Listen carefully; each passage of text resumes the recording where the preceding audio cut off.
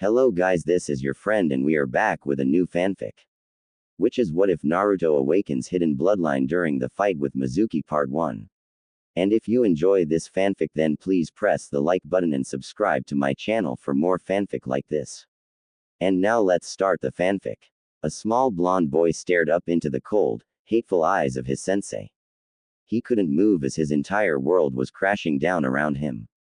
He now knew why the village hated him. He now knew why they would beat him or kick him out of stores. It was because he was the nine-tailed fox in a human body. Mizuki smirked. That was easier than I thought it would be. You should give up now, brat, he yelled. No one ever cared for you, so just die so I can take the forbidden scroll and take it to my master. Naruto Uzumaki looked up with tears dripping from his eyes as Mizuki pulled one of his large shuriken off of his back and threw it. Naruto just closed his eyes, glad that the suffering was going to end. He opened his eyes when no impact came. He saw his sensei and surrogate brother Iruka Umino with the large shuriken protruding from his back. Why, sensei? You should have just let me die. It's my fault that your parents are dead, he cried. Iruka just looked up and smiled before whispering, Naruto, you aren't the fox, you are the hero that stops it from killing more innocent people. With that, Iruka fainted. Mizuki simply laughed before yelling, what a fool, now that he is out of the way I can get rid of you once and for demon. With this he pulled off his remaining shuriken before throwing it at the small boy.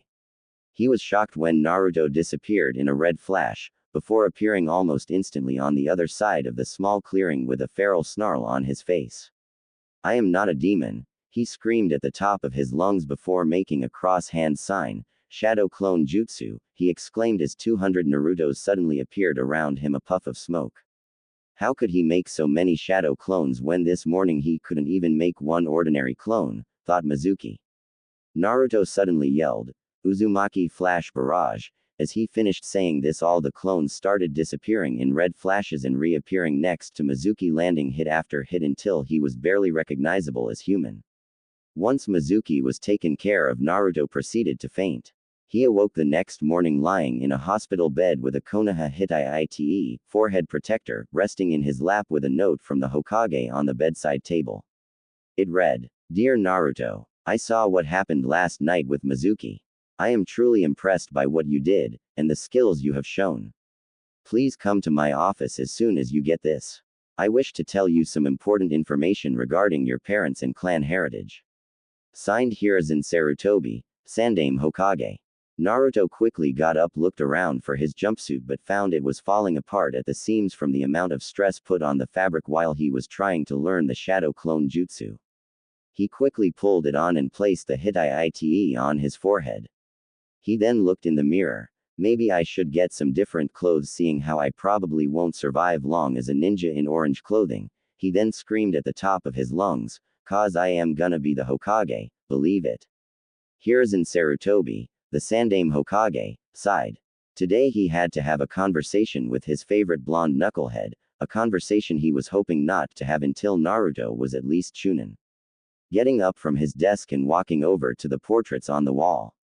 Well, Minato, your son has grown up so fast, already unlocking your bloodline, and learning AB ranked Kinjutsu in an hour by himself. He said to the portrait of his blonde successor turned predecessor. I guess there's no hiding his heritage now, so I may as well give him his inheritance too. He channeled his chakra to a seal on the back of the portrait and watched as it slid away from the wall, revealing a safe with an intricate lock on it. Reaching into his Hokage robe, he pulled out a small scroll which clicked into place at the top of the lock, before slowly unraveling, revealing more seals which unlocked the safe. Inside was a sealing scroll, a jutsu scroll, a journal and a key with intricate seals carved into the metal. Line break. Naruto was amazed no one was staring at him. Usually when he walked down the main streets of Konoha, people would glare at him like he carried a disease. Now he realized they stared at him like he was a demon. These people wouldn't know the difference between a kunai and the scroll it was sealed in, he thought. He couldn't help but think he heard a giggle after he thought that. Who would have thought that a change of clothes would make people ignore him completely? Naruto had simply transformed into a random genin from his class that was roughly the same size as himself and just walked into a store and bought new clothes.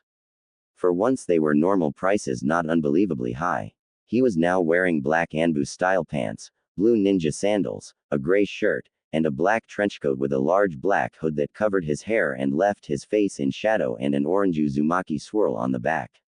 His hitai tied around his neck and poking out from the shadows. Right now he was walking into the Hokage Tower with a smile on his face, although no one could see it because of the hood. He walked up to the Hokage's office and was about to barge in when an idea for a prank came to mind. He walked up to the door and knocked before politely saying, "Hokage-sama, may I enter?" Hiruzen, not knowing who it was, seeing as he had cancelled all appointments today so that when Naruto showed up he wouldn't barge in and embarrass himself by yelling in front of a clan head or something, answered calmly. "Come in, but be quick, I have an appointment and I have to get some things ready." Naruto smirked, knowing that he was the appointment. It was at this point that Naruto kicked the door in and yelled, "Hurry up and give me the hat, old man." Sarutobi looked like he was going to have a heart attack, and all the hidden Anbu in the room were about to attack the intruder until he fell to the floor laughing, causing his hood to come off, revealing his spiky blonde hair and whisker marks.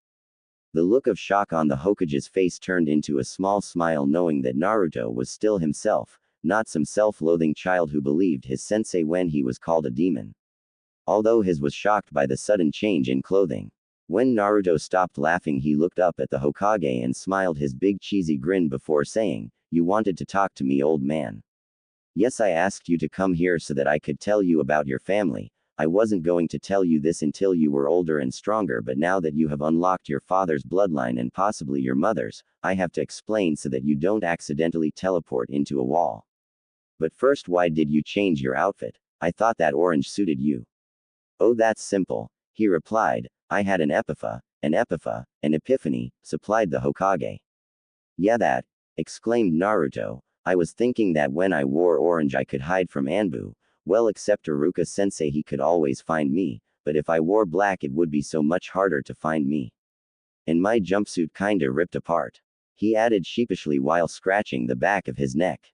"Well, I should have expected that it was because he just plain broke it. Now, Naruto, it's time that I explained your bloodline limit. It is called the Flash Step. It is from the Namikaze clan, which was wiped out a long time ago. Your father was the last member and he decided to hide his bloodline by simply saying it was a jutsu. It can teleport you to anywhere you can see unless you find a way around that, like a marker seal attached to a kunai. The Flash Step is just wind chakra, moving every molecule of your body faster than the speed of light, whilst a second-natured chakra creates a flash to hide the deconstruction and reconstruction. Your secondary is fire, based on the color of your flash. Your father's was lightning, which caused a yellow flash. The Hokage put a lot of stress on yellow flash, hoping that Naruto would get the hint. He wasn't disappointed when Naruto suddenly looked to the portrait of the Yondaime, then over to a mirror on the opposite wall. "You mean," he said hopefully as he pointed to himself, then at the portrait multiple times. The Hokage just nodded before saying, "Your father was my chosen successor, Minato Namikaze, the Yondaime Hokage." That little bombshell left Naruto stunned before he said in a small whisper, "Are you telling me that my own father sealed the most powerful demon in the world into his only son?" Hiruzen could only nod in sadness before saying, he couldn't ask another family to do what he wouldn't.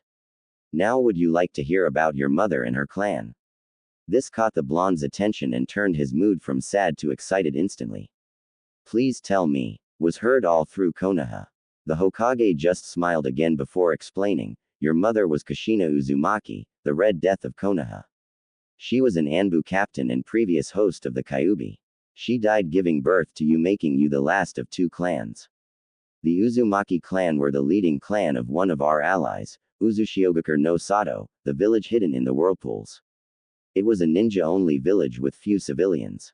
The country was wiped out as well as the Uzumaki clan. You see, the Uzumakis were seal masters. They were the only people who used seals in battle other than exploding tags. They could beat any opponent with simply a brush and ink. This scared the other nations, which resulted in Kiri, Kumo, Iwa and a group of minor villages to attack Uzu. The Namikazes were the first there obviously, but they were wiped out at the same time.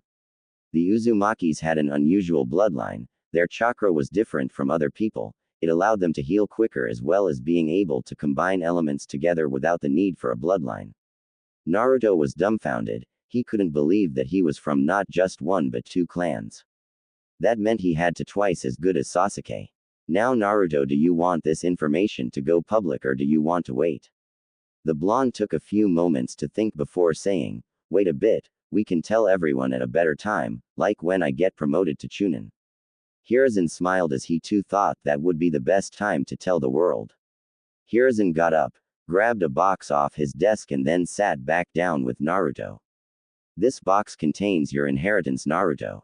He gave the box to the hyperactive blonde and watched as he opened it. Tears welled up in Naruto's eyes as he saw the journal and the key. He looked up to the Hokage. The clan compound is next to the Hyuga estate. I will have an Anbu show you the way. The blonde smiled to his surrogate grandfather before getting up to leave. I'll see you soon, old man, said Naruto as he left with the Anbu.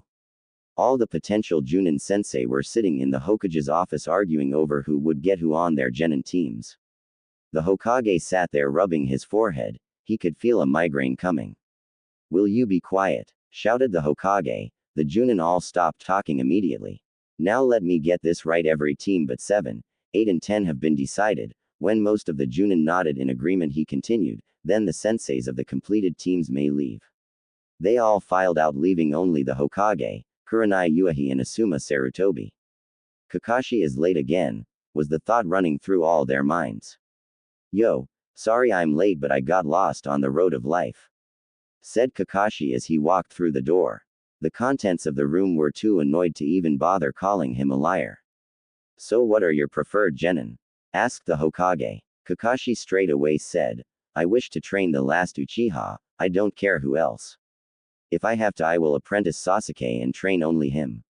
Well, if you have the Uchiha, we'll have to have Sakura, Haruno and Kiba Inuzuka, stated the Hokage. But Hokage-sama, I wish to have Kiba on my team. I will need him to complete my tracking and espionage team, objected Kurenai. Kurenai, I will admit that Kiba's nose would make him invaluable to your team, but I have someone who would be better, replied the Hokage. Oh, and who would that be?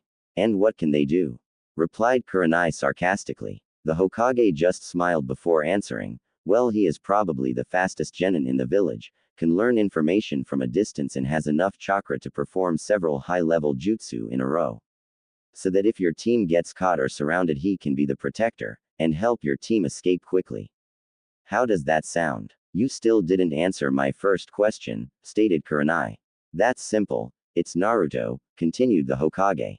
This caused Asuma and Kakashi to burst out laughing, and Kurenai had an angry look on her face. That's not funny, Hokage-sama. I wasn't joking when I said Naruto should be on your team. Just give him the teamwork test with Hinata and Shino, and then if he doesn't meet your standards, you can switch Naruto for Kiba.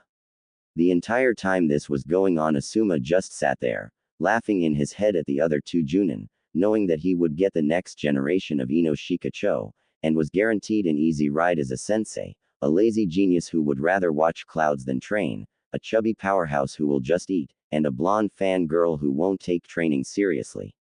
So all in all, Asuma was looking at some serious relaxing time instead of training. Awesome. Now that the teams are organized, make sure you are at the academy at 10 in 1 week's time, said the Hokage. Kakashi just disappeared in a puff of smoke, revealing it had been a shadow clone. Kurenai left looking like she wanted to hit someone, and Asuma just left with a smile on his face. The Hokage watched as they walked out. Once they were out of sight, he pulled out his pipe and little orange book before opening to his page and releasing a perverted giggle. Line break. Naruto sat in his new house reading his father's journal. He had explored the grounds when he first arrived and he was impressed. He had gone from living in an apartment that only had 3 rooms to a compound with over 10 different houses. He explored the full compound in the morning. It had about 15 different houses, each one with 5 bedrooms and fully furnished. There was what appeared to be a large park with playgrounds and sporting fields. A large fountain dominated the center of the compound. Directly opposite the gates that led into the compound was a large building with a hall, presumably for clan meetings, an armory containing special marker kunai and several short swords, as well as 2 blood-red katana hung on the wall. There was also a library containing hundreds of jutsus and information about almost anything you can think of. Out the back of the compound was a large training field with seals on the fences and targets to prevent damage. When Naruto had finished his little tour, he had gone to the largest house on the grounds and went inside. He had found pictures of the yondaime with a red-haired woman, who he could only assume was his mother. He had explored this house in detail and had found his father's study, and that was where he had stayed reading his father's journal and was trying to understand all the information on the flash step. When he finally thought that he had figured out his bloodline, he looked at a clock on the wall and saw that it was about midnight. So he decided to go choose a bedroom. When he was looking around, he found a room that had been decked out as a nursery. The walls were blue and had little stars painted around the room randomly. There was a crib in one corner with a little plush fox resting on the pillow. A bookshelf was on one wall. A picture frame was resting on the middle shelf. It was a picture of the yondaime with a very pregnant Kushina. Both were smiling. The room made a few tears slowly track down his cheeks. He picked up the picture and the fox toy and left the room. He then went into the master bedroom and set down the picture next to the bed before lying down hugging the fox toy. It didn't take long to fall asleep in his exhausted state, mentally and emotionally. Well, it seems the boy has decided to take things seriously for once. Maybe he will be worthy of my power. But he will have to take it, thought the Kyuubi from his prison in Naruto's mind. Line break. 1 week later, all the graduating students were making their way to the academy for their team assignments. Sakura and Ino were racing each other to sit next to Sasuke. Hinata was quietly sitting in the classroom hoping that Naruto was given a second chance, and the rest of the new genin were either sitting bored or rushing to get to there. Hinata's hopes were almost gone until she noticed a boy sitting across the room from here trying to hide under his hood. A quick look with her Byakugan showed it to be Naruto. She was so happy and she liked his new look. The orange hadn't been the best of choices in the first place, so anything was an improvement. For Naruto, he was really hoping no one would notice him, but it seems his luck was against him today because Sasuke, being his normal obnoxious self, came over to Naruto and simply said, "Get out of my seat." Naruto replied by saying, "I don't see your name on it." After he said this, he realized that it was probably a bad idea, seeing as he wanted to remain unnoticed by his class. Sasuke simply hit Naruto, causing his hood to come flying off, showing his face to everyone. "Naruto, what are you doing here? This is for genin only," asked Shikamaru. Naruto held up his Hitai-8 before replying, "Sensei let me take a retest, and I passed with flying colors."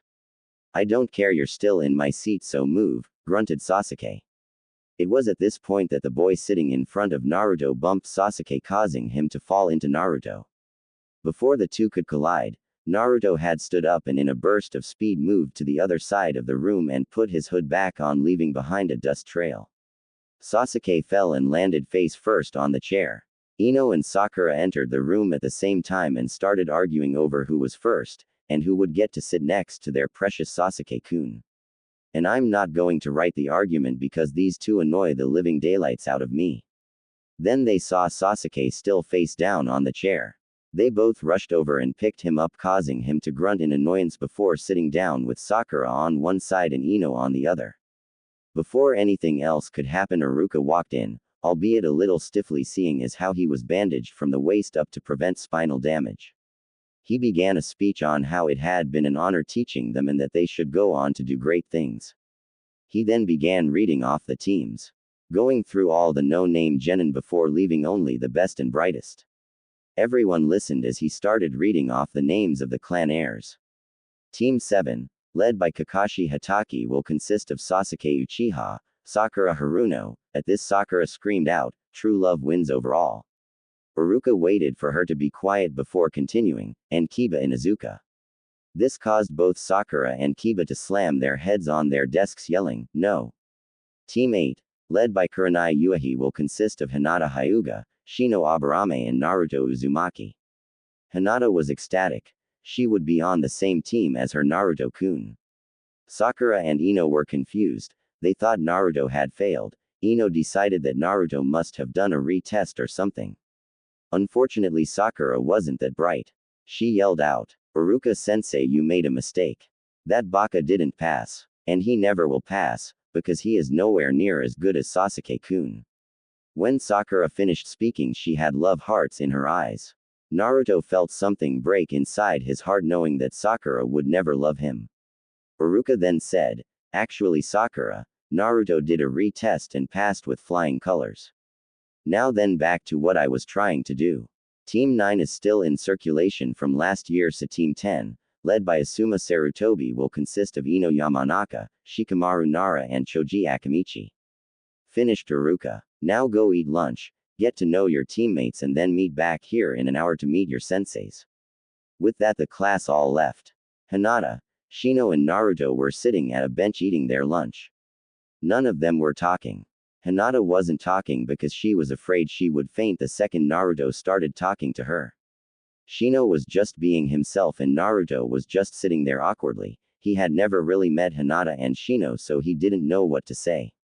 "I believe it would be beneficial to the team if we talked to one another," came the monotone voice of Shino. "I would talk, but I don't know much about you guys, so I didn't know what to talk about," stated Naruto. "Well, then it would be logical to introduce ourselves and tell each other about our abilities," said Shino. "I shall go first. I am Shino Aburame. I employ insects for my ninjutsu. My clan do not focus too heavily on taijutsu or genjutsu. I believe that with logic any situation becomes easy to solve." "Where do you keep your insects?" inquired Naruto. "Inside tunnels in my body," replied Shino nervously, showing emotion in his voice for the first time since he started talking. "Cool," was Naruto's simple reply. Shino was shocked. Most people avoided his clan because they were turned off by the fact that the Aburames had bugs crawling inside them, but Naruto seemed to think that it was cool. This concept was new to the stoic bug user. Naruto went second. "I am Naruto Uzumaki. I use the shadow clone jutsu in my bloodline, the flash step. I also started learning some fuinjutsu. I am horrible at genjutsu, and I started learning a new taijutsu style from my mother's clan. I have abnormally large chakra reserves, so I can utilize high-level jutsu but not low-level." Hinata was shocked. She didn't know he was from a clan, neither did she know he had a bloodline. Hinata went last. "I am Hina, Hinata Hyuga. I use my Byakugan to see long distances and through objects. I use my clan's taijutsu, the gentle fist. I do not use ninjutsu or genjutsu, but my Byakugan can break most genjutsu." Hearing this, Naruto screamed out, "Wow, that's awesome, Hinata-chan." Upon hearing Naruto add the chan honorific, Hinata blushed bright red. Naruto looked on worried. "Are you feeling alright, Hinata-chan?" And with that the white-eyed princess promptly fainted. Does this happen a lot?" asked Naruto with a worried expression on his face. Shino just shrugged before replying, "Only when you're around." This caused Naruto to look even more confused because even if he had seemed to mature, he still had no idea when it came to women. Line break. When Hinata eventually woke up, they made their way back into the classroom. Once they were seated, they looked around at the other teams. The mainly civilian teams were all just sitting around. The girls were all just staring at Sasuke with hearts in their eyes, and the guys were all looking at Sasuke enviously, mainly because he was the most powerful guy in the class. With the clan ninja, things were slightly different. From Team 10, Ino was like all the other fangirls, staring at Sasuke with hard eyes. Shikamaru was sleeping on the desk and Choji was simply eating yet another bag of chips. Naruto found this team to be altogether boring. When he looked at Team 7, he couldn't help but laugh. Sakura was trying to get Sasuke to go on a date with her. Sasuke was trying to ignore Sakura with all his willpower, and Kiba was, well, he was trying to hit on two girls sitting behind him, and sadly for him they had eyes only for Sasuke. Line break. After waiting for a while, a red-eyed woman walked in. "Team 8, follow me." And with that she left, with Naruto, Shino and a still blushing Hinata close behind. They kept walking until they made it to a small cafe. When they walked up to the counter to order, the man looked them over before stopping to look at Naruto and saying, "I'm sorry, young man, but hoods are not allowed in the cafe." Kurenai looked at Naruto before making hurry-up gestures with her hands to get him to comply. Naruto was acting really apprehensive about taking off the hood, but in the end just took it off. As soon as the hood came off, the man behind the counter started yelling. "Don't worry, ladies. I shall protect you from this monster. You must leave, you blonde-haired menace."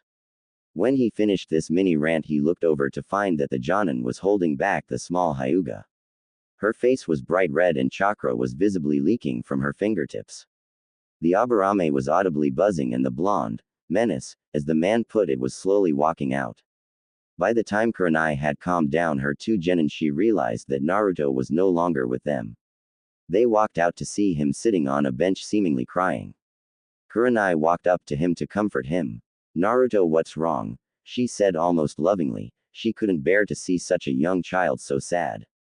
"It's nothing, Kurenai-sensei. Just go enjoy whatever you were going to order. I'll just wait here. Stores like that don't let me in, all because of my condition. The only store I can actually go to is Ichiraku," said Naruto, sounding rather depressed. Kurenai looked up at her other two students. They both nodded to her. "Looks like we're having ramen." Naruto looked up with hope shining in his eyes. "Thanks, Kurenai-sensei," he whispered quietly. Line break. At Ichiraku's ramen bar, Team 8 looked on in shock as Naruto ate bowl after bowl of ramen. There was about 15 bowls stacked up in front of him. Hinata was finishing her first. Shino and Kurenai were finishing their second. As everyone finished their ramen, Kurenai started talking. "Okay, now that we are done eating, why don't we tell each other a little about ourselves?" "Well, sensei, we all know each other, so it would be logical for you to go first," said Shino. "Well, okay then. My name is Kurenai Uehi. I like genjutsu and my friends. I dislike perverts and people who think kunoichi can't be proper ninja. My dream is to become the greatest genjutsu mistress in the world." "Then Shino, you go next." "Okay, sensei. I am Shino Aburame. I like my clan's insects and people who treat me fairly. I dislike people who kill insects and people who avoid my clan because we hold insects inside us. My dream is to become a logical and just clan head, like my father." Hinata went next. "I am Hinata Hyuga. ILL like people who don't give up and someone special." She looked at Naruto and blushed. Again he was oblivious. She then continued with a determination visible in her eyes that one would never associate with Hinata. "I dislike perverts and those who look down upon others because they think they are weak and those who unfairly judge good people. My dream is to be seen as STR strong by my clan and to tell the person that I like my feelings." She finally finished with a large blush. Naruto went last. "I am Naruto Uzumaki. I like ramen." This caused the two Ichiraku that ran the stand to smile, "and people who treat me fairly like you guys. I dislike the time it takes to cook ramen and people who treat me badly. My dream is to become the greatest Hokage ever and to master my bloodline and my family's different specialties." When he was finished, Kurenai began talking again. "Now tomorrow we will have your genin test." Sensei. We already had a test." Naruto pointed out. "That was to see if you were capable of being genin. This test is to see if you will stay genin. 66% of the new genin will fail this test. Only 3 teams will stay as genin, the rest will go back to the academy. So meet me tomorrow at training ground 9 at 9 o'clock sharp." This was met with a round of, "Yes, sensei," from the genin. Line break. The next morning at 8:30 all 3 genin were at the training ground. When they arrived they looked at each other, before all asking at the same time, "Why did you come early?" Shino answered first. "I came to see if there was any interesting insect life here." Hinata was next. "Well, I was just being cautious in case I got street stopped." Naruto went last. "Well, I woke up about 3 minutes ago and saw the time. I didn't want to be late so I sprinted here." "But Naruto, it is not possible to run from your house to here in 3 minutes, it would take 40 minutes to get here," came the monotone voice of Shino. Naruto just smirked before disappearing in a burst of speed, appearing on the other side of the training ground in the blink of an eye. "Please explain, Naruto." This voice made all 3 genin spin round to see Kurenai materialize out of a tree. "Well, that was the second stage of my bloodline. The first is simply my body adjusts to high-speed motion. The second stage, which is what you just saw, is basically wind manipulation at an extremely high level. It moves the air molecules out of the way when I move, drastically increasing my speed. The third stage is moving my molecules instead of the air, allowing me to teleport. I can't use the third stage properly until I raise my fire affinity. I was able to use the third stage when I first activated it because of a special condition. What is the condition, Naruto? Asked Shino, showing actual curiosity. Kurenai then butted in, saying, that is not allowed to be revealed at this time. Shino and Hinata both nodded in understanding. Now let me explain this test. Kurenai pulled out a chalkboard and 3 pieces of colored chalk. The chalkboard attached to the back of her dress, and she handed the chalk to the 3 genin. You each have until midday to mark the board with your chalk. The first 2 people to mark it will pass, the other will fail. If you don't get a mark on it, you will fail. When I say go, you may begin, and don't forget, come at me with all you've got. Use lethal force if you want to, otherwise you will have no hope. And go. As soon as she said go, she disappeared. I believe this is a teamwork exercise, stated Shino. What makes you think that, Shino? She said only 2 of us would pass. If it was a teamwork exercise, then why would one person have to fail? It is to try and make us split apart. Think logically, there has never been a 2-man genin squad. Naruto thought for a minute before flashing Shino a thumbs up. They spent the next half-hour devising a plan. Hinata only talked when her opinion was asked. The thought going through her head was as so. I hope I don't make Naruto-kun and Shino fail. As they were planning, Kurenai watched them with a proud smile on her face, knowing that her team would pass. Unfortunately, she couldn't hear what they were planning. If she got any closer, they would notice the genjutsu hiding her. When the genin stopped planning, they all spread out into a reverse triangle formation, with Naruto and Shino leading and Hinata at the back. All 3 put their hands into the ram seal. Shino's insects flowed out of his sleeves, Hinata's Byakugan flared into life, and Naruto just seemed to be channeling chakra. Whatever Naruto was planning to do, it didn't work, thought Kurenai, thinking that Naruto was the student she need to work with the most. Uzumaki style. Genjutsu destruction. And with that, Naruto released a wave of condensed chakra, disrupting the genjutsu that was concealing Kurenai. Before Kurenai could even react, Shino's bugs were rushing toward her. When the insects reached her, she performed a substitution with a nearby log. But as soon as she had escaped, Hinata was attacking her with a flurry of gentle fist strikes. She was hard-pressed to dodge them all, knowing that even one could end the fight. She quickly placed a genjutsu on Hinata. It didn't last long, but it was merely meant as a distraction. Kurenai quickly disabled Hinata with a chop to the neck. Shino started launching his insects again, but this time Kurenai was ready. After performing a few hand signs, Shino just stopped moving. Shino tried to break the genjutsu, but couldn't. That genjutsu has multiple levels. With your insects constantly draining your chakra, you can't build up enough chakra to dispel it, stated Kurenai matter-of-factly. Kurenai got confused when Shino suddenly stopped trying to dispel the jutsu. It seems you have gotten cocky now that the 2 clan ninja have been disabled. But you have forgotten Naruto's explanation of how his bloodline works, stated Shino, still with a monotone.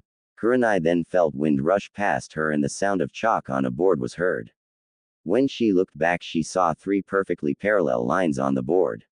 When she looked at Naruto, she saw him holding all 3 pieces of chalk and a smug look on his face. So Kurenai-sensei, how are you going to tell which chalk line was drawn first? Questioned Naruto. Kurenai sighed in defeat. She didn't think that they would outsmart her so quickly. She released the genjutsu on Shino and went and woke Hinata up. Hey Kurenai-sensei, are you gonna tell us if we passed or not? Yelled our favorite loudmouth blonde. Kurenai smiled before responding. Yes Naruto, you all pass, not because you drew all 3 chalk lines at the same time, but because you thought up a plan and worked together to move me into a position where I wouldn't see Naruto move until too late. Well, that was the plan, sensei, stated Naruto. While this whole conversation was going on, Shino and Hinata were silently laughing, seeing Naruto trying to explain to Kurenai that everything was intentional. They would back him up, but wouldn't tell Kurenai that they weren't expecting her to knock Hinata out.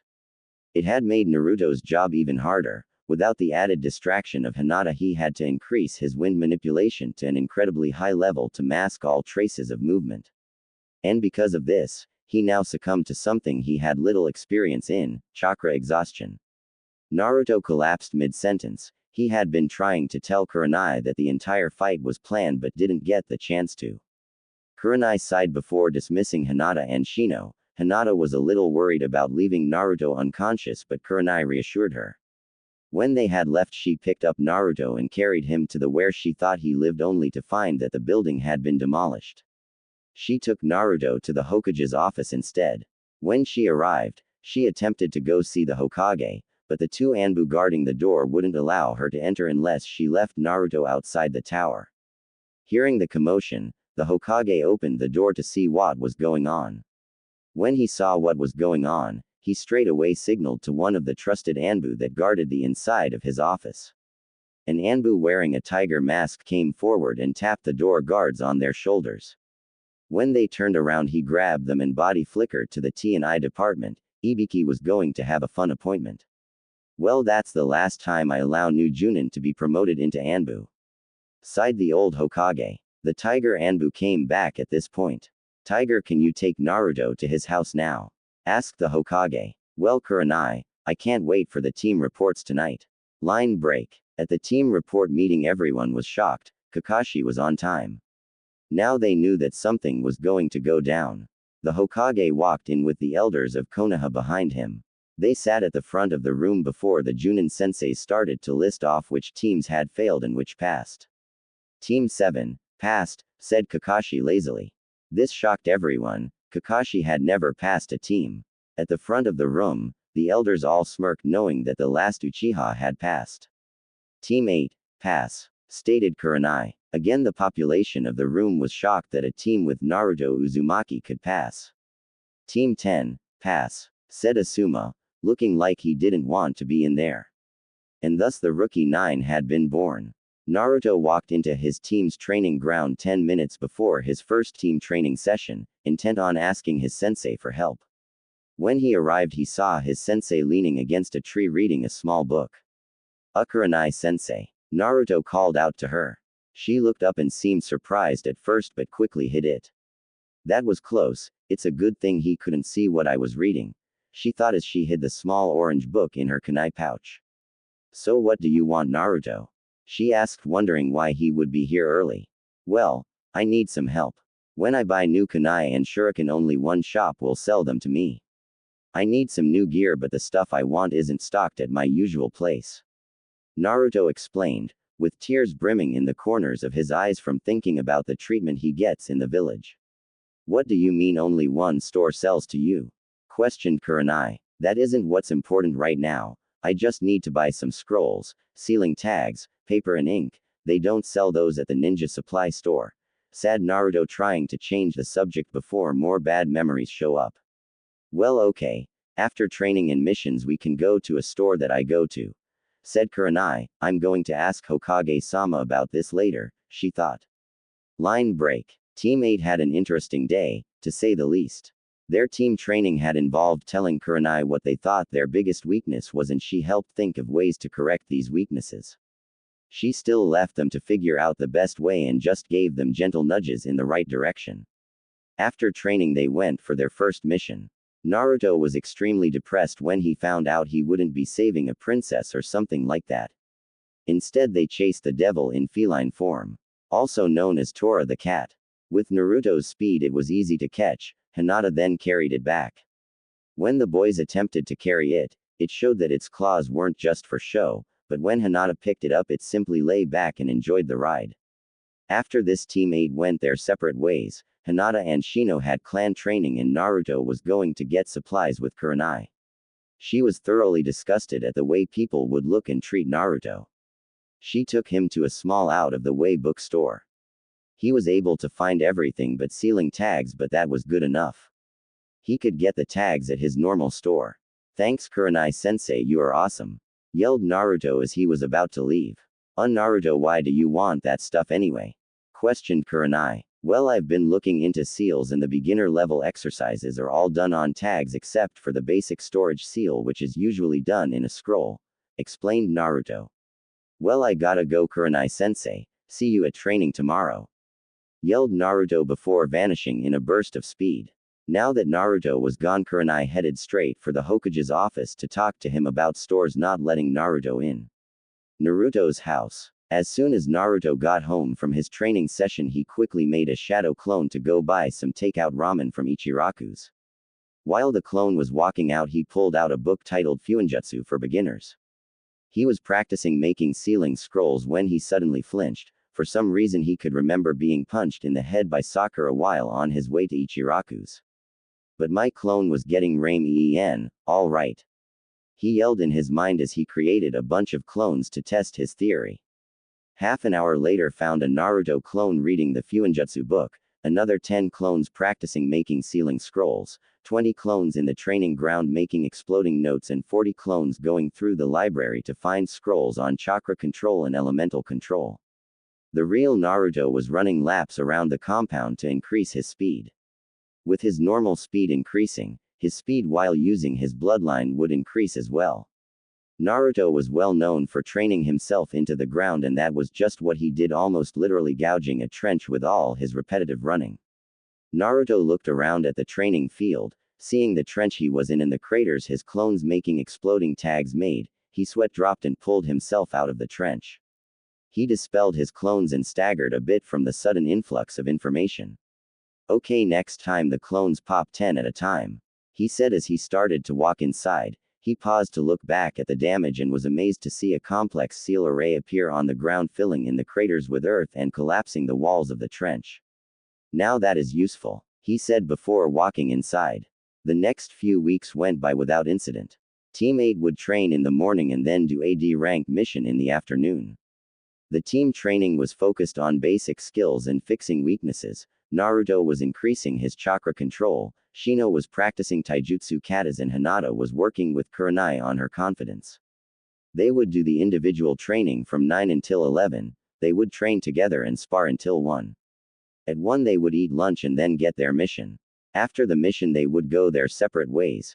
Kurenai would go hang out with other Jonin at a shinobi-only bar, Shino and Hinata would train with their respective clans, and Naruto would destroy his training ground with hundreds of clones. He split the clones into groups of 50. There were 2 groups in the library, one looking up jutsu and the other reading through clan scrolls. Outside there was a group practicing Fuinjutsu, another practicing jutsu. One group was working on taijutsu and a final group was working on fire manipulation. They were currently trying to set fire to leaves using chakra. They had some luck and would only improve with time. Naruto himself would read his mother's kenjutsu scrolls and practice using her katanas. When he finished training he would go to bed and the clones would dispel gradually through the night. Mission Center. It had been a month since her team had graduated and Kurenai couldn't be happier with their progress. Shino was now high genin in taijutsu and a prodigy among his clan for control over his Kikai beetles. Hinata didn't stutter anymore unless alone with Naruto. And finally Naruto, he had grown the most, he could now teleport fully but only a few times. He now carried swords in a sealing scroll and could beat her in taijutsu. His ninjutsu consisted of mainly high-level techniques.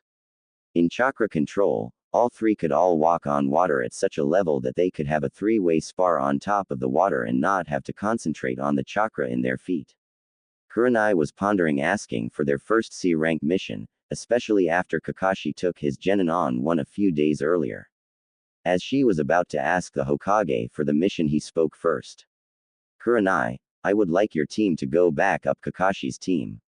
They appear to have run into a bit of trouble and I have decided to send you as aid. Are you sure, Hokage-sama? I don't mean to be disrespectful, but Kakashi won't like another team intruding into his mission. He doesn't like someone sitting next to him at a bar, so sharing a mission is something he would never do. Said Kurenai. He will accept you aid or he will be demoted to Chunin. Said the Hokage with finality, before handing her a scroll. These are the mission parameters. There is also a letter inside for Kakashi to let him know the situation. Kurenai read the scroll and turned to her team, confident that they could handle whatever this mission threw at them. Okay team, we are leaving on a C-rank mission, pack for a month tops. We leave in half an hour. Yes, finally a proper mission. Yelled out the resident loudmouth, also known as Naruto. The other members of Team 8 just smiled before they all darted off to pack. They all met at the gate exactly half an hour later. Now Naruto, I need you to send clones to scout ahead. It takes a civilian 3 days to get to our destination in the land of waves. It should take 2 hours for us and half an hour for your clones," said Kurenai as they started to tree run.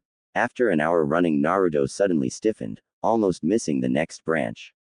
"Sensei, Kakashi and his team have encountered enemy ninja but seems to have won the encounter," said Naruto with a surprising level of maturity in his voice. "Okay, double time everyone. We need to be there to back them up in case of more attacks. Naruto, I want your swords to be at the ready," said Kurenai, and was answered by a chorus of, "Hi Sensei." Team 8 made it to the small dock that Team 7 had gotten onto a boat from. "Naruto, we need to get across here fast, and Hinata and Shino don't have a large enough chakra supply. Think you could give them a lift?" asked Kurenai. Naruto just smirked before making 3 shadow clones. Kurenai raised an eyebrow before one of the clones grabbed her and the others grabbed her other students. A sudden rushing sensation surrounded her as they sped across the water. Looking behind them, Kurenai saw the trails they were leaving in the water. She looked down and saw that Naruto wasn't channeling chakra to his feet, he was running fast enough that he wasn't even sinking. Shortly they were on the shore, a light mist covering the ground. Naruto was sitting down catching his breath. That was the furthest he had run in a straight line in a single go, and he had gained the memories and fatigue from the clones as well, making it worse. When he had caught his breath, he got up. "Sensei, Kakashi and his team were attacked by the enemy nin up here," he said as he led them towards the battle site. "Thank you Naruto. Hinata, can you see where Team 7 is now?" questioned Kurenai. Hinata activated her Byakugan. "They are this way Sensei, but Kakashi-san has little chakra and his team doesn't look much better," said Hinata. Kurenai just nodded before they darted off to where Hinata had spotted Team 7.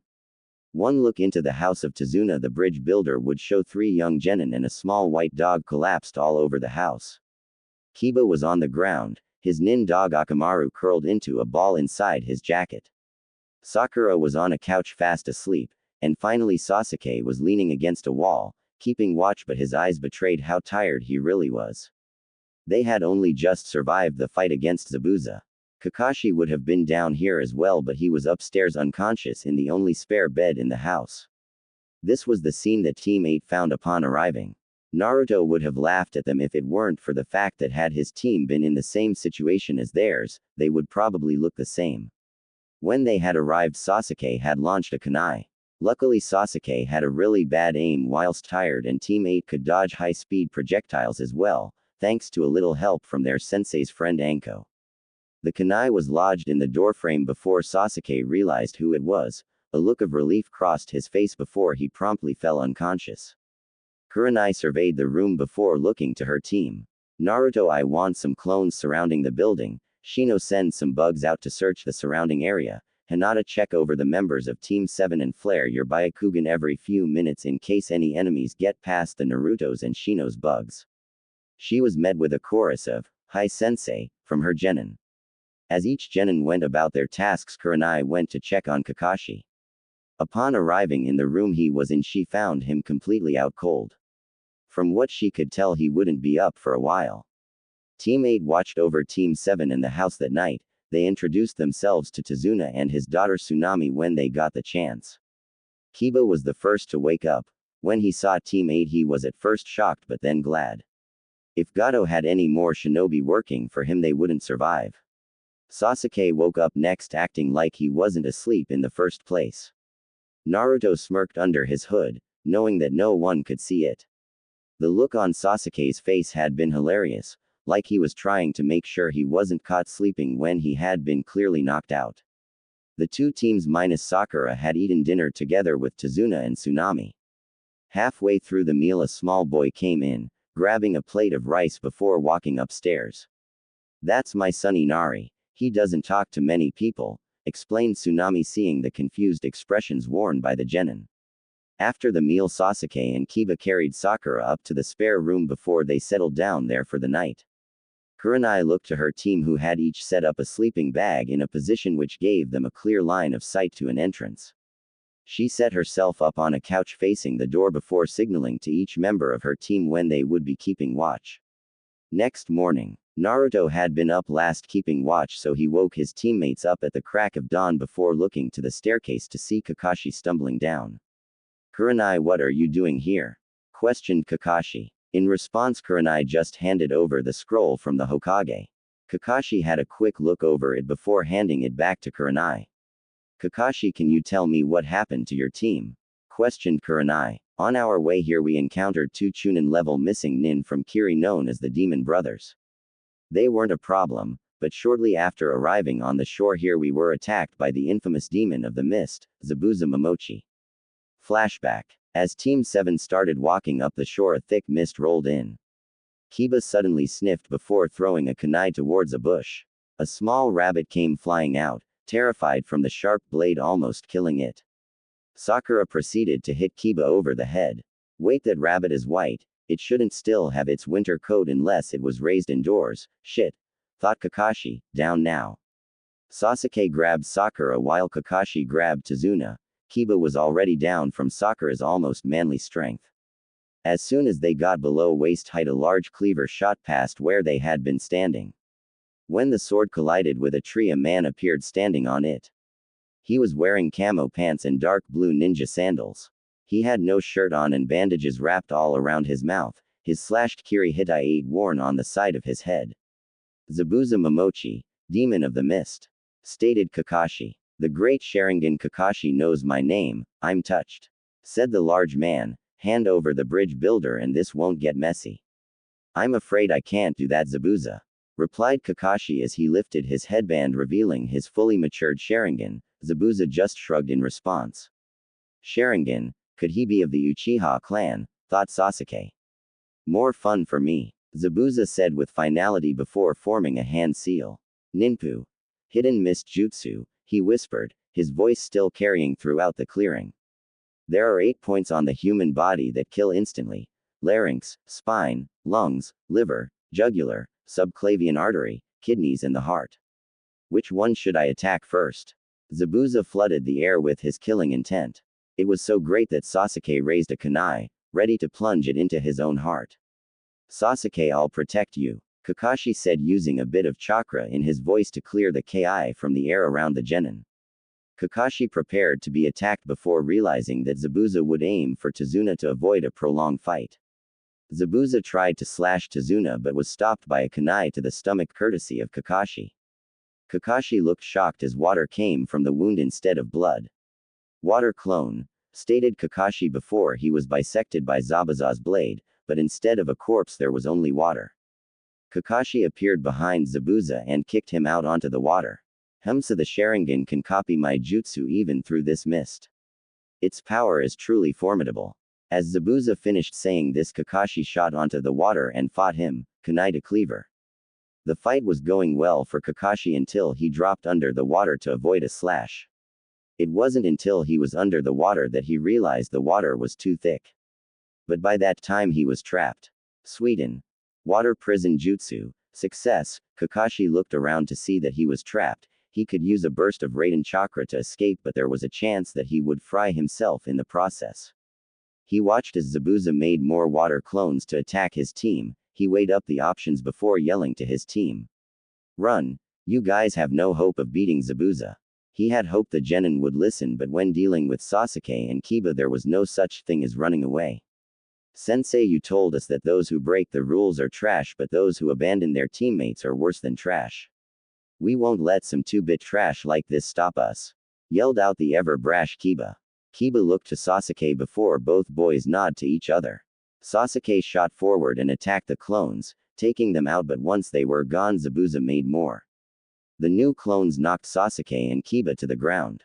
Suddenly Kiba erupted into smoke, revealing Akamaru. While the clones were confused, Sasuke took them out. Out on the water, Zabuza heard a cry of "Suga," as a tornado of claws and fangs shot toward him, forcing him to jump away from the water prison, releasing Kakashi. Kiba was left floating in the water watching the fight between the two Jonin. Zabuza and Kakashi were now standing opposite each other, staring each other down. Zabuza started to do hand seals with Kakashi copying them. They finished the jutsu at the same time, both calling out, "Sweden! Water Dragon Jutsu!" The two dragons coiled around each other fighting for dominance before both dragons collided and collapsed. Zabuza started to sweat a bit before he started another series of hand seals. Kakashi started copying them. "You're just a copying monkey," laughed Zabuza before he saw an image of himself behind Kakashi. Seeing this caused him to pause for a second. That second was all Kakashi needed to finish the jutsu. "Sweden. Great waterfall jutsu," Kakashi yelled as an orb of water rose up on front of him. It started to swirl before launching towards Zabuza, knocking him back into a tree. Kakashi walked forward ready to finish the job. Flashback end. "When I went to finish him, he asked if I could see the future. I said yes, and your future is death. Before I could kill him, a group of Senbon pierced his throat. I checked for a pulse and found none. A hunter nin dropped down and thanked me before taking Zabuza's body." Kakashi trailed off. "Shit, he's still alive." Kakashi cursed. Kakashi and Kurenai then went to another room to talk strategy and schedules for the week over some coffee. With Team 8, each member of Team 8 watched their sensei walk off talking to Kakashi. They shrugged before pulling out a few small items. No point wasting good training time. Shino had a scroll on taijutsu styles open in front of him. Hinata was reading a scroll on basic first aid, and finally Naruto was balancing a kunai on the tip of his finger using his chakra.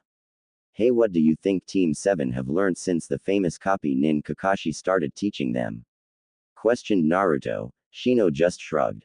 "Anyo, I don't know Naruto-kun, but they must have learned several new jutsu," said Hinata. "Oh well, do you think Kurenai-sensei will teach us anything new?"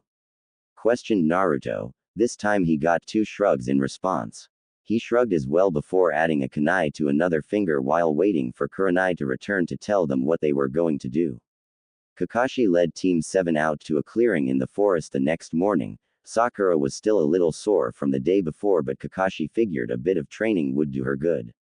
Team 8 trailed behind them, curious to see how far along they were in their training. When they arrived in the clearing, Kakashi leant against his crutches before telling his team what to do. "Today we will be learning to climb trees," started Kakashi before being interrupted by Kiba. "But sensei, anyone can climb a tree." "That is true, Kiba, but can everyone climb trees without using their hands?" questioned Kakashi as he channeled chakra to his feet and walked up the tree. All the genin present were amazed. Team 7 at seeing Kakashi walk vertically up a tree, and Team 8 because this was the first thing they had learned. "Anyo sensei, but how does this help us?" questioned Sakura. Without missing a beat, Kakashi answered. "Well, Sakura, this is a chakra control exercise. The better your chakra control, the easier it will be to do jutsu and to perform more advanced skills. Use these to mark your progress," he said as he threw a kunai to each of them. Sakura got it on her first try. Kiba slipped off the tree after his second step, and Sasuke broke the bark and fell when he overloaded it with chakra. After a few attempts, Sasuke realized that Team 8 were walking away. "Hey Dobi, how come you're not doing this too?" yelled out Sasuke. Team 8 just looked back and shook their heads before running straight up the trees before launching themselves off the top branches and landed standing on the water of a river that flowed alongside the clearing. Team 7 just looked on amazed before Sasuke and Kiba ran back to their own trees to continue. Sakura was currently resting on a branch, her chakra reserves almost depleted. Kurenai took one last look at Kakashi's genin before shaking her head and walking off with her team. When they were far enough away from Team 7, Kurenai turned to her team. "Naruto, make some clones to protect the bridge, and some to protect the house. Shino, send some beetles with them." Her two male genin nodded before doing as she asked. "Now today we will be sparring, no holds barred. First I will spar with Shino while Naruto and Hinata spar." They nodded before moving to two different areas to spar. With Naruto and Hinata, the two genin bowed to each other before springing into action. Hinata launched forward, her Byakugan already active. She charged chakra to her fingertips and launched a series of quick strikes to a stunned-looking Naruto. But instead of hearing the sound of Naruto screaming in pain, she was greeted with the popping of a shadow clone. Using her Byakugan, she quickly located Naruto and threw a handful of shuriken. When the shuriken landed, Naruto was long gone, already standing at the opposite end of the clearing. "Your speed is increasing every spar, Naruto-kun," Hinata commented. Even with her Byakugan active, she had only seen the trail of wind chakra left in his wake. Naruto just smirked before he vanished from his spot in a blur. Hinata barely brought her guard up before Naruto was upon her. He was nothing but a blur of fists and feet as he attacked Hinata with a taijutsu style based around his bloodline. It was called the Flash Fist. It utilized quick strikes and retreating before a counter could be made. He was only just beginning, but even with the basic katas he could beat a low chunin level ninja without having to use the second stage of his bloodline. Hinata had been sparring with her teammates for a few weeks now and was starting to get a handle on how to predict and block the sequence of Naruto's strikes. A lot still made it past her guard, but she could block a lot of them and even land a few Juyuken strikes. After a few minutes of the back and forward of the intense taijutsu match, Naruto moved back, rubbing his arm. Round bruises could be seen running down the length of his arms. He tried to flare his chakra but found he couldn't get it to run through his arms. "You're getting faster yourself, Hinata-chan," Naruto commented as he concentrated harder, causing small whirlwinds to dance around his shoulder and gradually down his arms. Hinata gasped in shock. She had never seen someone force open chakra points before, but Naruto's Fuden chakra had acted like a needle, piercing through the chakra point and widening until they had popped open again. He flexed his muscles before saying, "How about we kick things up a notch?" As he said this, he channeled chakra to the inside of his sleeves, or more specifically the seals inscribed into the sleeves. Hinata pulled out two kunai as two katana slid out of Naruto's sleeves. The blades were almost identical, with the hilts being blood red and the blades themselves black with golden kanji on each one. On one blade it had the kanji for bloody, and on the other it had whirlpool. Hinata gulped. She knew how efficient he was with the blades. Naruto smirked before charging at Hinata without his bloodline. When moving at those speeds, he didn't want to be wielding swords or he would lose an eye. When he clashed with Hinata, she blocked his swords with her kunai. She felt herself getting pushed back, so she quickly jumped back. "This is unfair. Hang on a moment, Hinata-chan," said Naruto as he lodged one of his swords into a nearby tree. "Now that's fair." He charged again, and this time when they clashed, Hinata could hold him back better, that is until he started to use his proper kenjutsu style. His attacks became more random and unpredictable, making a counter almost impossible and leaving Hinata using her flexibility to avoid the slashes she couldn't block. Suddenly Hinata found she couldn't move anymore. Behind her was a shadow clone holding a hand seal. That's when she realized there were streams of Fuden chakra wrapped around her arms and legs. Naruto's katana was resting on her shoulder, inches from her throat. "You did really great, Hinata-chan." Naruto beamed at her. She blushed at the close proximity of her crush. "Hey Hinata-chan, why are so red? Did I push you a little too hard?" questioned Naruto. "Onyo and Naruto-kun, it's nothing," stuttered Hinata. Naruto just shrugged before walking to his sword and pulling it out of the tree. "Hey Hinata-chan, should I leave the swords out of the seals or should I put them back?" Naruto asked. "It looks good when they shoot out of your sleeves," answered Hinata. "So Hinata-chan, do you wanna train together until Shino and Sensei are done with their spar?" questioned Naruto. Hinata just nodded before starting to practice some katas for the Juyuken. Naruto reached into his pocket where he activated a seal. When he pulled his arm out, he was holding a scroll. He unrolled the scroll and unsealed several plates of metal.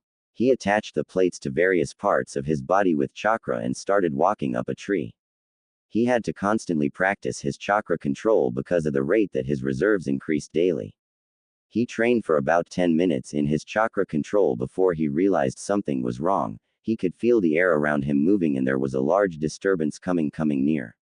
Hinata was practicing without her Byakugan. She wasn't using any chakra right now in case she was needed quickly. Behind her, a group of thugs had found their way into the clearing. There were 5 in total. They spotted Hinata straight away and snuck up behind her. Normally Hinata would have noticed them coming, but she was still thinking about how much Naruto cared for her. Before she even realized what was happening, the thugs had grabbed her. Up in the tree, Naruto turned in time to see the thugs grabbing Hinata. He could feel the Kyuubi's chakra slowly feeding into his system. The Kaden-based demon chakra flowed side by side with his Fuden chakra. A low growl escaped his lips before the metal plates dropped to the ground red hot and steaming. His swords appeared from the seals and he vanished in a flash of red, appearing in the center of the group, his blades flashing around him. In a split second the thugs were dead on the ground, Naruto's sword still lodged into the heart of one man. Naruto was holding Hinata. She was clutching his shirt like it was a lifeline. The blood of the thugs stained the ground around, leaving a perfect circle of dry ground around Naruto. Both of the genin sobbed gently, Hinata from the terror she felt when they had grabbed her, and Naruto was looking at the bodies around him. I'm a monster, the villagers were right. I killed them all without batting an eye. Naruto thought. Thank you Naruto-kun. Hinata managed to force out. I am monster Hinata-chan, I killed all these men without any remorse. I felt good that I killed them after they grabbed you.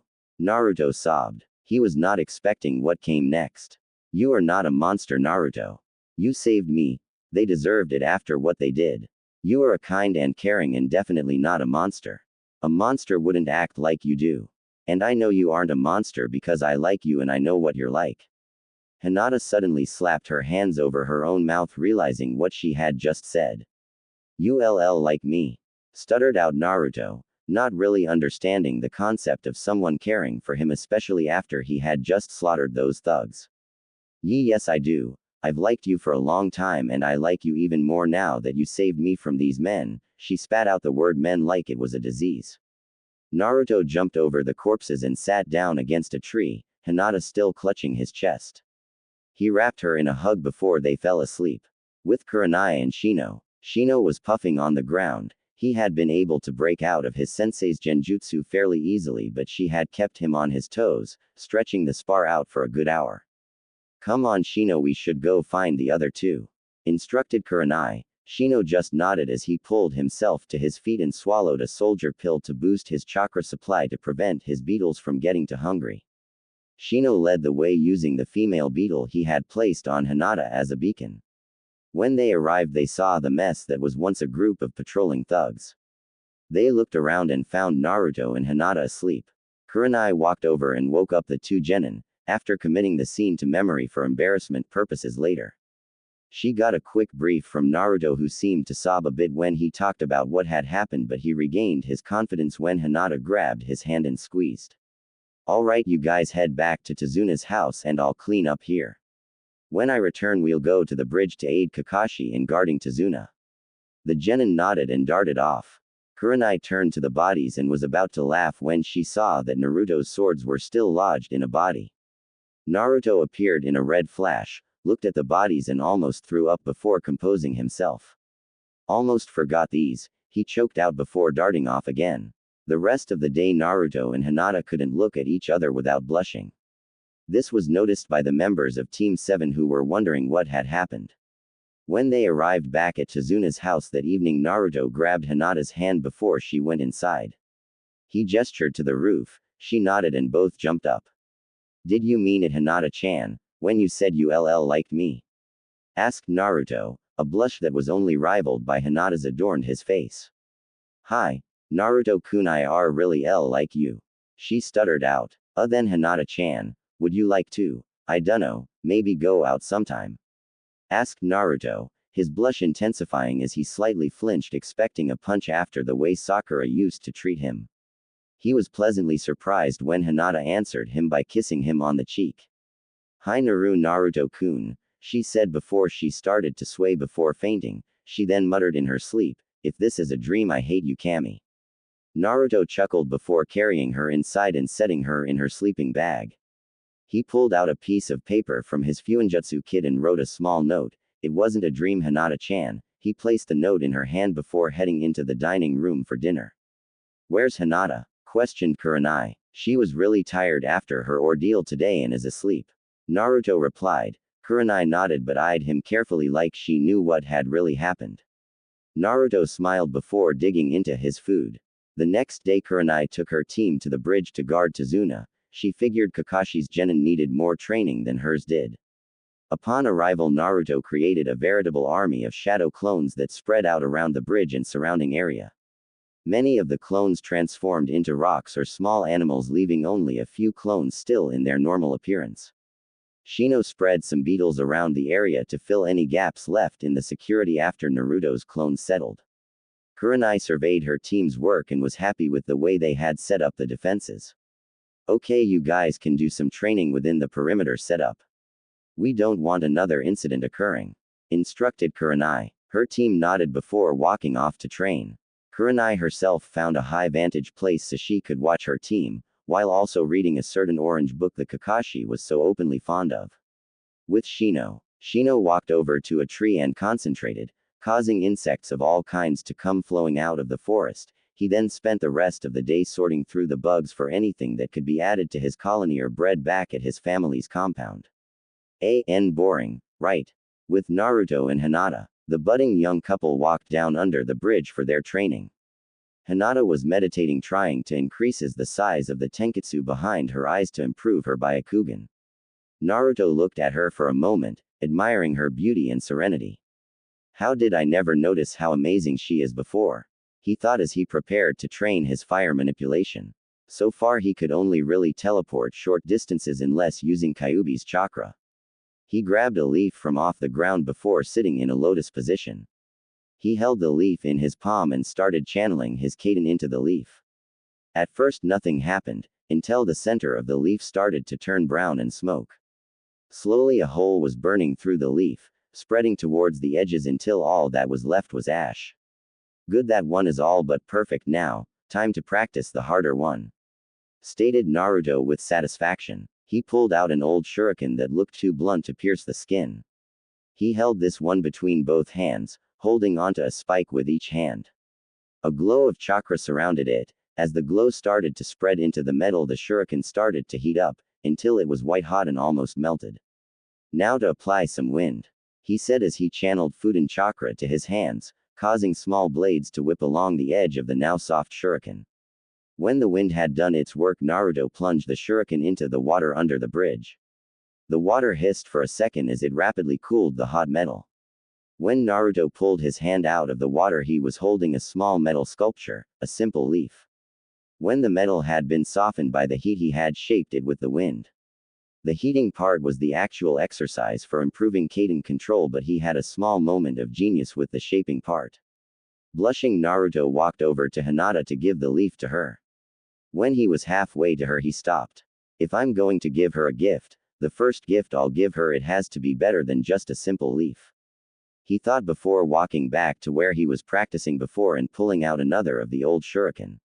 He had stocked up on old busted tools when he saw that heating metal to almost melting was the next part. Naruto sat back in the lotus position and started to channel the different elements to start with his little sculpture making. If I shape it with Fuden while I'm still heating it with Kaden, it should be easier to shape it without the metal cooling and becoming brittle, he thought as he started using both elements at once. 10 minutes later, Naruto was concentrating as hard as he could, trying to use his chakra on the old shuriken, but for some reason he couldn't get the shuriken to even glow. He knew he wasn't out of chakra or not using chakra because he could feel a slow pull signifying that he was using it. He just didn't know what was using the chakra. A gasp drew his attention away from the shuriken. He looked up to see Hinata staring at him with her Byakugan active. She looked shocked. At first he was confused until he looked around to notice that the grass around him had turned brown and small fires had started up. Looking to Hinata again, he noticed a shimmer in the air showing heat waves slowly drifting off of him. He stood up and walked to the water to see if he was burned at all, but when he got close, the water started to bubble and boil, causing a thick curtain of steam to rise up. That's when Naruto realized his chakra was still flowing out of him. He closed his eyes and gradually the pull faded until he was certain that no more chakra was leaking out. He looked back to Hinata to see the shocked look still on her face. He scratched the back of his neck and laughed to ease the tension. Hey, seems I got a bit out of hand with my Kaden training, huh, Hinata-chan? He commented offhandedly. Hinata just nodded before asking, why you doing anyway, Naruto-kun? He just continued to scratch the back of his neck before explaining how he was trying to make her a gift. He then showed her the leaf he had made. She took the leaf and put it in her pocket. But Hinata, that's not good enough for a first gift in a relationship, Naruto protested, a fierce blush spreading over both of their faces. Naruto-kun, anything made by you would be the best gift I could ever receive. She said without stuttering once, although neither of their blushes decreased. So Hinata-chan, what was it that made you look so shocked? Questioned Naruto, changing the subject to get rid of his blush. Hinata thought for a second before replying. I think we should tell Kurenai-sensei, so I'll explain what I saw to both of you at the same time. Naruto just shrugged before the two went off to find their sensei. Kurenai was enjoying her book when she glanced down to have a quick check on her students. When she saw Hinata and Naruto coming towards her, she hid her book in her kunai pouch and jumped down to greet them. Why are you coming back here? Want some training in genjutsu? Questioned Kurenai. Her students shook their heads before Hinata stepped forward, a slight blush still present on her face. Kurenai figured it was from standing next to Naruto. Well, Kurenai-sensei, while Naruto-kun and I were training, he tried to use fire and wind at the same time to speed up an exercise. He seemed to be having trouble with it. When I looked over to him, he was surrounded by dead grass and small fires. I activated my Byakugan and saw that his chakra was acting strangely. The only way I can think to explain it would be to use an image. Said Hinata before continuing, I saw two different elemental chakras running through Naruto, one wind and one fire. They started side by side, the Fuden chakra was white and the Kaden was red. But every time they pass as a tenketsu, the amount of red and white would decrease, but a new color was added. It was a sort of orangey yellow. This new chakra was then being expelled around him in a bubble, creating heat waves and fire. The chakras were like food dyes in a river, following the current until they reach something to mix them like a whirlpool. The colors are dragged into the whirlpool and mix in the middle before being pushed out as a new color. Naruto looked thoughtful for a minute before he clapped his hands.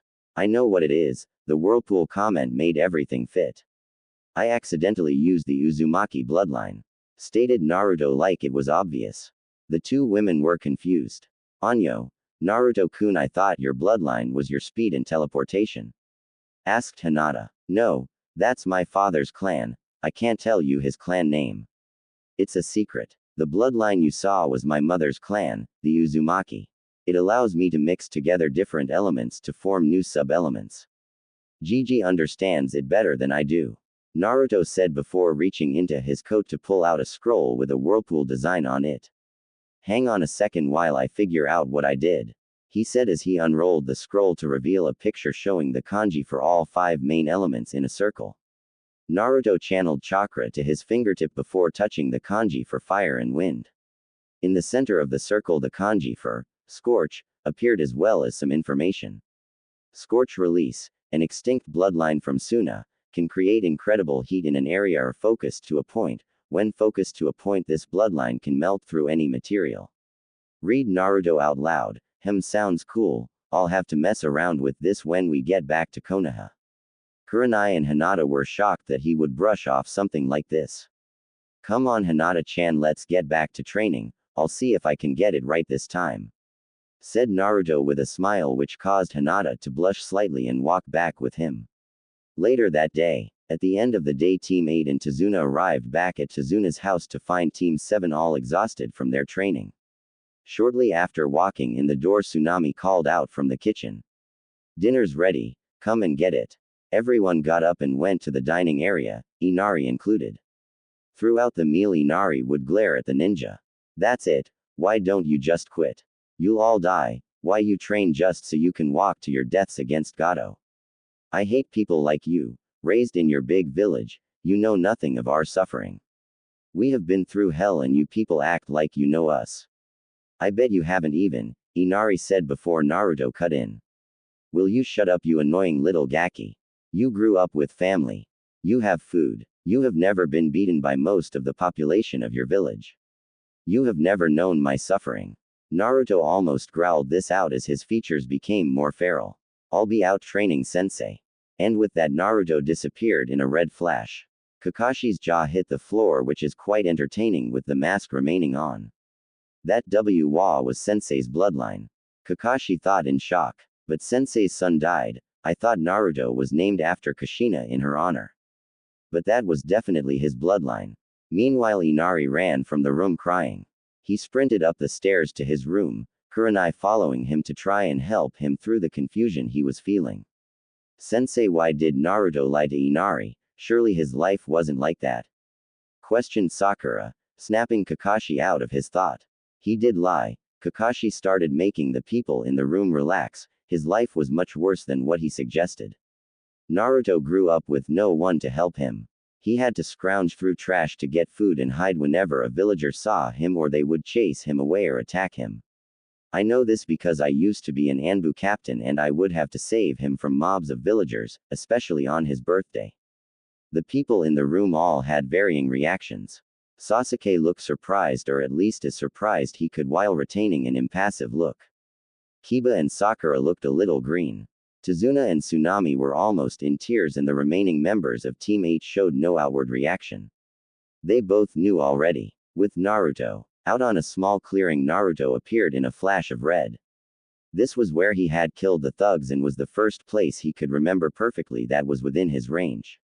The only evidence of his fight was a scorch mark on the ground where the bodies had been and a few red stains on the nearby trees.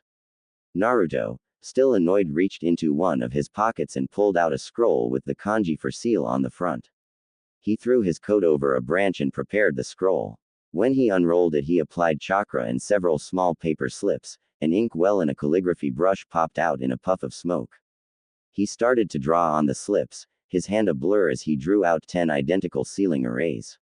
Once done, he attached them to several trees, and sat in the middle of the clearing in the lotus position.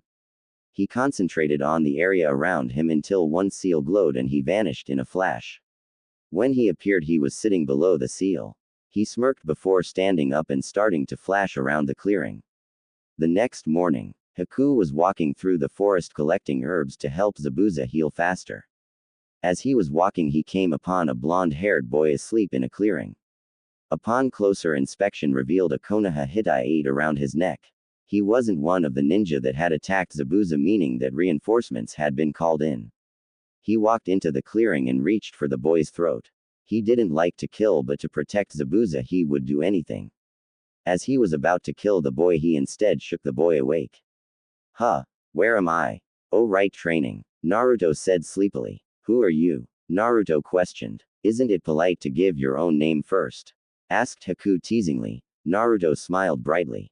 So it is, I'm Naruto Uzumaki, genin of Konohagakure no Sato, and you are? I'm Haku, he said while smiling. Why are you out here in the forest so early, Haku? Naruto questioned, already knowing that this person, he wasn't entirely sure of gender yet, was a ninja based on their chakra levels. I'm collecting herbs for a friend of mine so he will get better quicker. Haku said, trying to word it so he wouldn't reveal anything. Why are you out here, Naruto-kun? I was training. I gotta get stronger so I can help the people here and protect my precious people while I'm at it. Naruto stated with conviction. Then you will grow strong. Those who protect people close to them will always grow stronger so they can protect their precious ones to the fullest. Haku said. Naruto smiled before he helped Haku look for herbs. When they were done, Haku started walking away. Tell Zabuza I'm sorry, it has to be this way. Haku spun around with a Senbon out but found Naruto already gone. He looked around searching for Naruto before sprinting off. Naruto reappeared in a red flash before collecting the sealing tags from the trees and before putting them in his kunai pouch for later. This was the first time he had gotten the seal right, so he going to save these for later examination. When he arrived back at the house, he found out that his team had already left to guard Tazuna. Kurenai had left him a note telling him to stay here and train whilst guarding Tsunami so that Kakashi didn't have to watch the house and his team at the same time. He shrugged before creating a dozen clones and sending them to surround the house. Once he was done with his clones, he went and sat by the pier that was near Tazuna's house. He took a deep breath before pulling out one of his broken shuriken. He superheated it before shaping it into a kunai. He left a narrow tube inside the kunai, and while it was still hot, he placed one of the seal tags inside and reheated the metal to cover the hole before cooling it again. Once he was sure it wouldn't break, he created another clone with a lot more chakra than he usually gave them. He gave the clone some money. The clone nodded to him before concentrating and disappearing in a red flash. If we were to follow the journey of the clone, we would see it flash to several locations along the road to Konoha. always teleporting to the range of its vision. Naruto looked to where the clone went before sitting down in the lotus position, focusing on his Kaden chakra. He built up Kaden chakra into his palm before small sparks started to flicker around his fingers. He kept building the chakra until flames were resting above each finger. He concentrated and made the flames move, slowly around the fingers, spiraling into his palm. Once in his palm, the flames spread outward, coating his entire hand without burning it. He smirked before charging forward and slammed his fist into a tree. At first all that was there was a scorch mark, but slowly the mark started to turn red before the entire tree started to burn from the inside out. Slowly the tree collapsed in on itself, turning into a pile of burning splinters. That night, when Team 8 returned from the bridge, Naruto greeted them at the door. "Hey guys, what took you so long?" His team just looked at him before walking off to different parts of the house to pursue their own personal interests. Hinata and Naruto went outside and sat on the roof. Hinata couldn't figure out why Naruto seemed to be fidgeting and blushing. She figured it out when he pulled out a necklace. It was a small kunai on a silver chain. "I made it today while training. I sent a clone to get the chain from home. It's a beacon. If you channel chakra into it when you're in danger, I'll be there in a flash," Naruto explained. Hinata clutched it to her chest before putting it around her neck. "Thank you, Naruto-kun," she said as she leant over and kissed him on the cheek. He blushed and leant back until he was lying down on the roof. Hinata joined him, laying her head on his chest. End of the week. Naruto woke up and looked around. His team was gone, and judging by the lack of shinobi-sized chakra signatures nearby, he guessed that Team 7 was gone too. He shrugged before pulling on his gear. Crash. Naruto jumped and pushed his chakra into the air around him. He was feeling for people near him who didn't possess enough chakra to track by shinobi standards. He immediately recognized Tsunami and Inari, but there were two unknown people in the other room. Concentrating for a second, he found one of the ceiling tags he had placed around the house. Sending out some chakra to activate the beacon in the seal. Once activated, he felt the pull at his chakra, signifying that the way was clear for him to teleport. As one of the thugs was going to slice Inari with his sword, he was blocked by a katana that had appeared in a flash of red.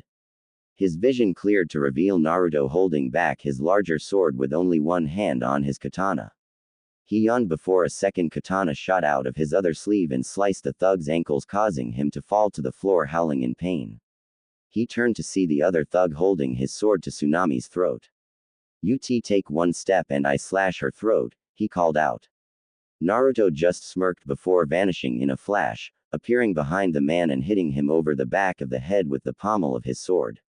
The man collapsed and Naruto created 3 clones, 2 to drag the thugs outside and tie them up and 1 to guard Tsunami and Inari. He nodded to them before racing off towards the bridge, his swords already back in their seals. At the bridge, Teams 7 and 8 minus Naruto had just arrived at the bridge to discover a thick mist had covered the area. All of Tezuna's remaining workers were either knocked out or dead, they couldn't be sure yet. "Haha, it seems the famous Sharingan Kakashi couldn't handle me alone, he had to call for reinforcements," taunted Zabuza from within the mist. "Look, one of your genin is even shaking in fear, how pathetic."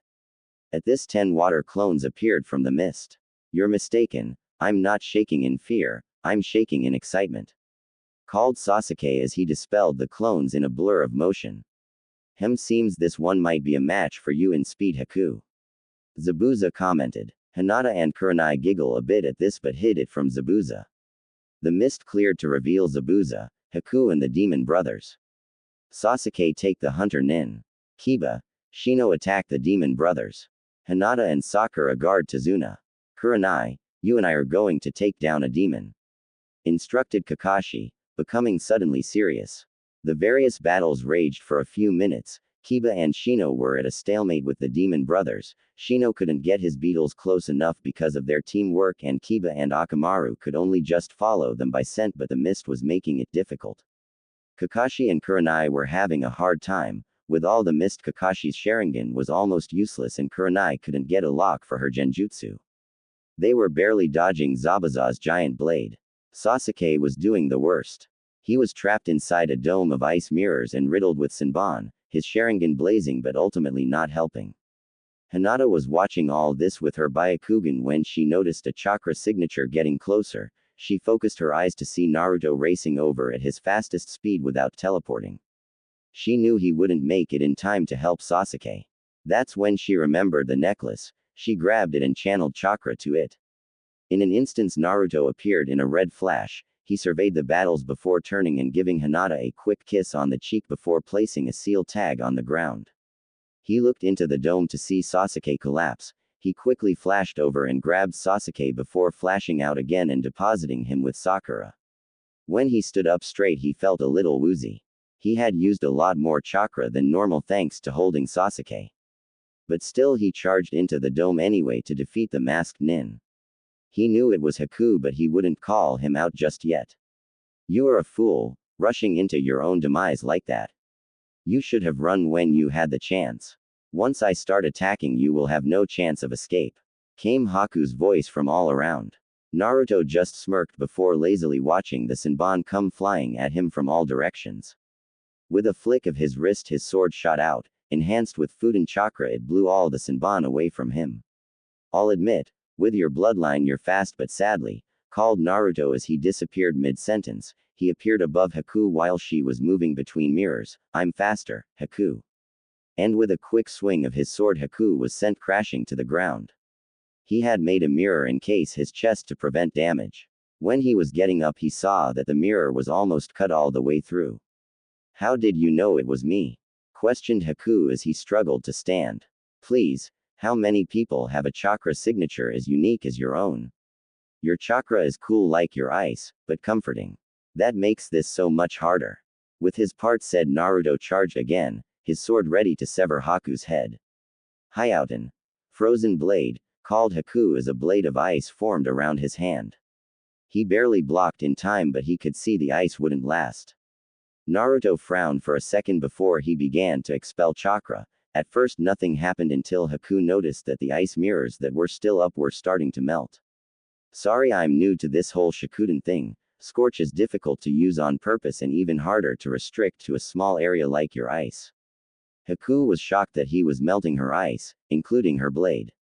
With a quick strike from the blonde her blade shattered, the force knocking her to the ground. End it Naruto, I am a broken tool. Haku's voice was filled with sorrow. Naruto raised his sword ready to knock Haku out when a loud chirping sound filled the bridge. The mist had cleared significantly since the start of the fights, revealing Zabuza standing still in a sort of daze and Kakashi charging at him with lightning coating his hand. Sorry Naruto-kun but it seems I may have a use yet. Said Haku as she struck a Senbon into Naruto's stomach causing him to stumble. Haku took off to intercept Kakashi. Naruto tried to follow but found his chakra not responding. He pulled out the Senbon that Haku had struck him with and his chakra started to flow again but it was too late. Haku was already dying, a hole where his heart used to be. Zabuza looked down at Haku and for a second a tear started to build in his eye. Well it seems the demon of the bloody mist isn't all he's cracked up to be. Oh well I wasn't going to pay him anyway. Men kill them all, came the voice of Gato. Everyone looked to see Gato and an army of thugs standing on the bridge. Zabuza looked at the thugs before turning to Kakashi and Kurenai. Gato is mine, you two take out the thugs. And with that he charged forward, his cleaver leaving behind a pile of bodies and severed limbs in its wake. With him were the demon brothers who were taking down anyone stupid enough to attack Zabuza from behind. Kurenai and Kakashi both charged in as well and were soon joined by Naruto who was nothing but a blur as he took down thugs left and right. They made quick work of the thugs who weren't taken down by the mist nin. When Zabuza reached Gato, the little man was shaking in his boots. Even though Zabuza had wounds covering his back and could barely lift his sword as the demon brothers had fallen a little while ago. Zabuza using the last of his strength swung his sword downwards, cleaving the man in two. Using his sword as a cane he slowly walked to the demon brothers before grabbing what was left of them and dragged them over to Haku's body. When he got there he collapsed. I'm so sorry Haku but I know I won't see you again. I hope you're happy up there. And with that the light left Zabuza's eyes. The last thing he saw was Haku's smiling face and snowflakes falling all over the battlefield.